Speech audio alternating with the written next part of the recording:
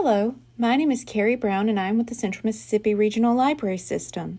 Today I'm going to be reading to you The Mitten by Jan Brett. Once there was a boy named Nicky who wanted his new mittens made from wool as white as snow. At first, his grandmother Baba did not want to knit white mittens. "If you drop one in the snow," she warned, "you'll never find it." But Nicky wanted snow-white mittens, and finally Baba made them. After she finished, she said, "When you come home, first I will look to see if you are safe and sound, but then I will look to see if you still have your snow-white mittens." So off Nicky went, and it wasn't long until one of his new mittens dropped in the snow and was left behind. A mole, tired from tunneling along, discovered the mitten and burrowed inside. It was cozy and warm and just the right size, so he decided to stay. A snowshoe rabbit came hopping by. He stopped for a moment to admire his winter coat. It was then that he saw the mitten, and he wiggled in, feet first. The mole didn't think there was room for both of them, but when he saw the rabbit's big kickers, he moved over. Next, a hedgehog came snuffling along. Having spent the day looking under wet leaves for things to eat, he decided to move into the mitten and warm himself. The mole and the rabbit were bumped and jostled, but not being ones to argue with someone covered with prickles, they made room. As soon as the hedgehog disappeared into the mitten, a big owl, attracted by the commotion, swooped down.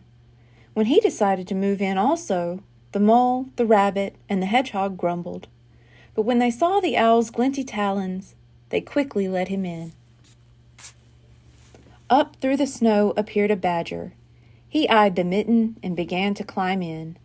The mole, the rabbit, the hedgehog, and the owl were not pleased. There was no room left, but when they saw his diggers, they gave him the thumb. It started snowing, but the animals were snug in the mitten. A waft of warm steam rose in the air, and a fox trotting by stopped to investigate.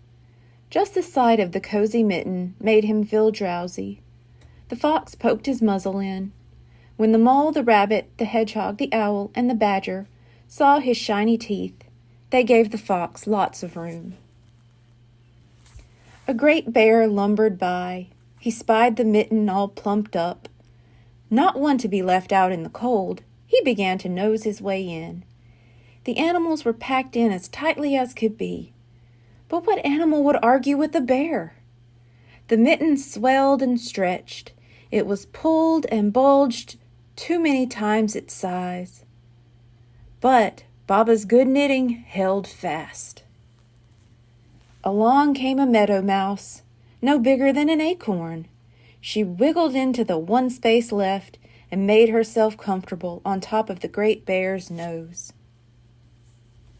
The bear, tickled by the mouse's whiskers, gave an enormous sneeze. Achoo!